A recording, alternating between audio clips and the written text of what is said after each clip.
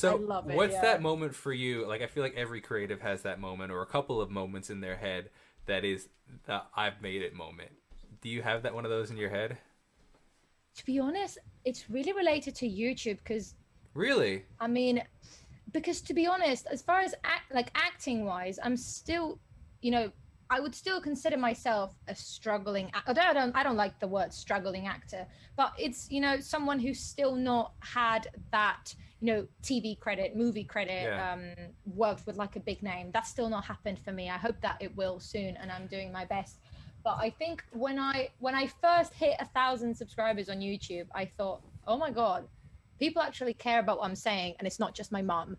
Okay, like Yeah. because I used to have to beg my friends to either go Sure. see me at a show, go watch my video. Like, my best friend has probably been to every single showcase that I've made, probably just as much as my mom. So I used to have to drag people to shows, like spam Yeah. them on WhatsApp. Please go see me at this like independent play that I'm doing, or like in this basement at like midnight where on a Sunday. And to every showcase I've ever done. And I feel like just the fact that you have a certain number of people who care about what you're saying. Um, my flatmate from the previous house I lived with, something a couple of weeks ago that I'll never forget, because I was a bit sad one day because I think one of my videos had like flopped. I think in about 10,000 on the first day, and then this one got like 5,000 or something, which I know for YouTube statistics is not much, but for me 10,000 was Sure. a lot because I was just starting Absolutely. out. And my friend was like, you do realize these are actually like 5,000 Yeah. people who've, like, if you were at a Yep. gig in a club It's a great and perspective. 5,000 people showed up, Yeah. even if they listened for like, they're still there, They still you know? showed up. Yeah. And that's crazy to me. Like, I hadn't thought of it that way, as in like 5,000 individuals. So changed my really thankful, like, people Yeah. say. And so yeah, that was kind of a big like aha moment for me, I Yeah, guess. absolutely. Absolutely. So now going forward though, like what do you have one of those moments that where you're like that you have in your head that you like, so for example me would be like I'd love to be on the TV show Ellen. Are you familiar with Ellen? Oh. Like that's like an oh I made it, you know what I mean? Like do you have one of Oh those yeah. moments? Let me. I don't know. I mean, my dream has always been to be in a proper musical. So, Okay. Like Broadway? yeah. Well, now I'm here. It would be the West End, but I think, yeah, being on the West End would be just a huge thing for me.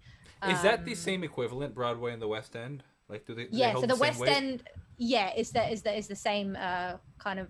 Obviously, Broadway, I think, has more of the new shows. So most new shows premiere on Broadway. Not all of them though.